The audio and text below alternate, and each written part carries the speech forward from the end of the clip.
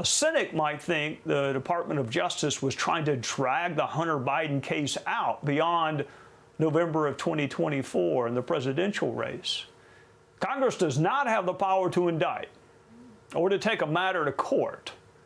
But Congress can investigate, and we're joined by the chief investigator from the great state of Kentucky, House Oversight Chairman, Mr. James Comer. Mr. Chairman, let's start with Hunter Biden himself. Do you think, if you were the prosecutor, do you think enough evidence exists that you could prove that he accepted money from foreign companies or foreign countries for work? And do you think the defense would be able to convince a jury what that work actually was? No. Hunter Biden's committed many crimes, Trey. What you're referring to, I believe, is a violation of the Foreign Agents Registration Act. Not to mention that the sitting vice president's son shouldn't even be a foreign agent. At the very least, he wasn't registered as a foreign agent. And he was lobbying on behalf of some very bad people in some very bad countries. So not only that, he took the money and he tried to conceal the source of all those payments. And he started, he would wire the money through various shell companies.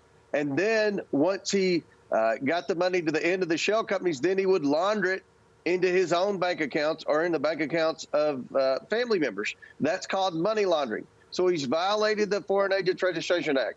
He's committed money laundering. And 6 major banks in the United States had dozens and dozens of suspicious activity reports filed with the Treasury that indicated they felt like the vice president's son was money laundering.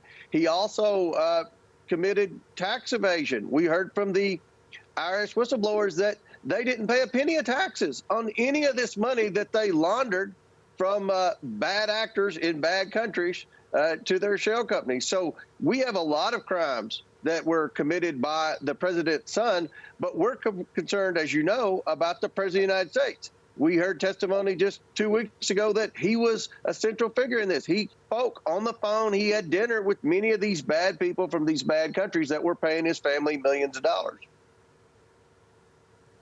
All right, so we now, David Weiss, same person, a different title.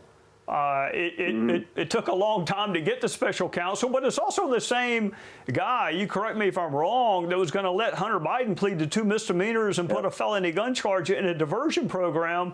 So how moved are you with this thirst for justice at DOJ by appointing special counsel on Friday afternoon? Well, this is a joke. All that Merrick Garland did was validate the point that many Republicans have been making, that the Department of Justice was weaponized. Look, I've been very vocal in saying we didn't need a special counsel. I've been on the other side of a lot of my colleagues in the House. The one reason I would give for not wanting a special counsel was what we've seen, the fact that I have no confidence that Merrick Garland would appoint anyone credible. I never dreamed he would do as bad as he did with Weiss. Not only did Weiss drag his feet for 5 years and try to negotiate a sweetheart plea deal with the president's son, he also let the statute of limitations run out.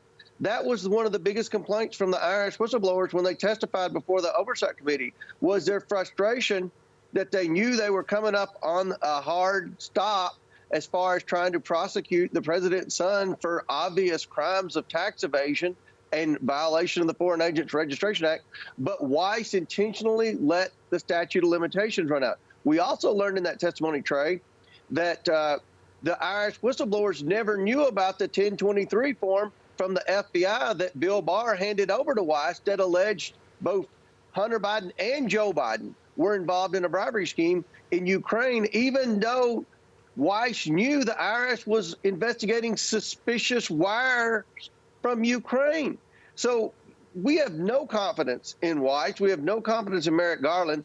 This will not deter our investigation. We're going to continue to move forward and try to present the American people with the truth about this family. Before I let you go, I read a quote attributed to you, and I need to compliment you. You also said you're concerned, no matter what side of the aisle, if they're family members that may be trafficking in the name of one of their elected family members. And I think we need more of that, Congressman. More folks saying, look, it's wrong no matter who does it.